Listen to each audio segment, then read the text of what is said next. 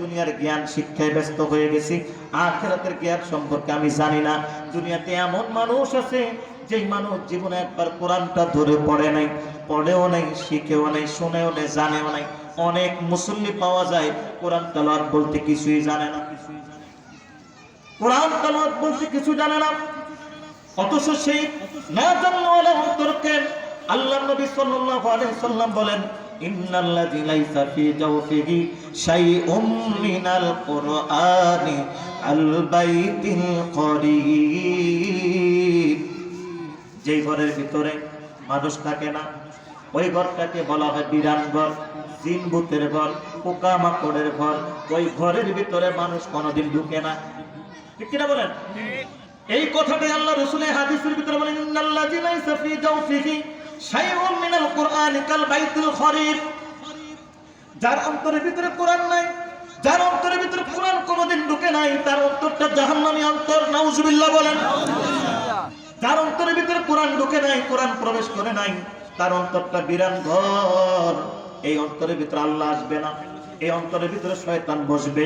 শয়তানের পোকা মাকড়ের ঘর হয়ে গেছে, শয়তানের ঘর হয়ে গেছে।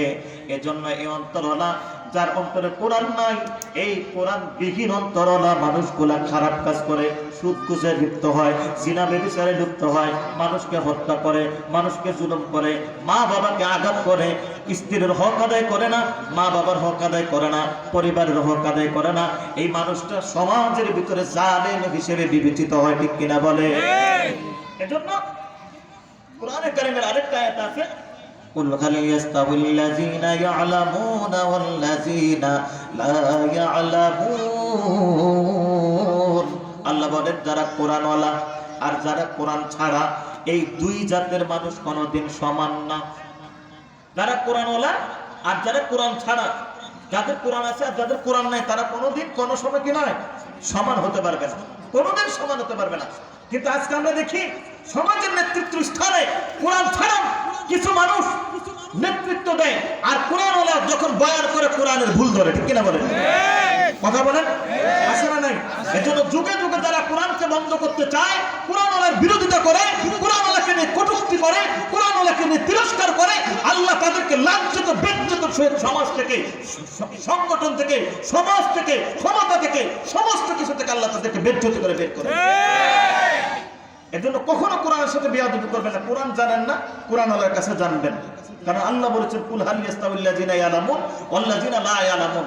যারা কোরআন জানে আর যারা জানে না, তারা কোনোদিন সমান নয়। এজন্য কোরআনওয়ালা, জাননেওয়ালা আলেমের কাছে, জাননেওয়ালা কোরআনের হাফেজ হতে পারে আপনার মসজিদের মুয়াজ্জিন, হতে পারে আপনার মসজিদের খাদেম, কিন্তু কোরআন জানে কি জানে?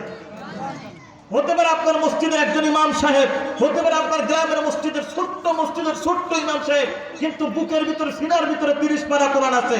আপনি তাকে মাথায় তুলে রাখবেন, আপনি তাকে মাথায় তুলে রাখবেন, সম্মান দিবেন।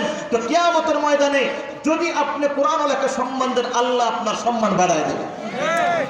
কথা বুঝাইতে পারলাম? হাদিসে আছে, মান তাশাব্বাহা বিকওমিন ফাহুয়া মিনহুম। যদি আপনার মহব্বত, আপনার ভালোবাসা কোরআনওয়ালার সাথে হয়, তো কিয়ামতের ময়দানে কোরআনওয়ালা আপনাকে সুপারিশ করে জান্নাতে নিয়ে যাবে। সুবহানাল্লাহ বলেন। এটা কোন মোল্লার কথা বলতেছি না, রাসূলুল্লাহর কথা বলতেছি। রাসূলুল্লাহ বলেছেন, মান ক্বারাআল কুরআন ফাস্তাযহারাহু ফাহাল্লা হালালাহু ওয়া হাররামা হারামাহু আদখালাহুল্লাহুল জান্নাহ ওয়া শাফা'উ ফি 'আশরাতি মিন আহলি বাইতিহি কুল্লুহুম ক্বাদ ওয়াজাবাত লাহুন নার। আল্লাহ রাসূল বলেন, মান ক্বারাআল কুরআন, কোন কোরআনের হাফেজ যদি ফাস্তাযহারাহু ফাহাল্লা হালালাহু, হালালকে হালাল জানে, ওয়া হাররামা হারামাহু, হারামকে হারাম জানে, আদখালাহুল্লাহুল জান্নাহ, ওই হাফেজ কোরআনকে, কোরআনওয়ালাকে আল্লাহ জান্নাত দিবে। সুবহানাল্লাহ। শুধু কোরআনওয়ালা জান্নাতে যাবে তা নয়, ওয়াশাফাআহু, তাকে সুপারিশকারী বানানো হবে, উকিল বানানো হবে, জজ বানানো হবে। আমাদের আদালত প্রাঙ্গণে যারা উকালতি করে, আসামিকে অনেক টকশোর মাধ্যমে আসামিকে কি করায়,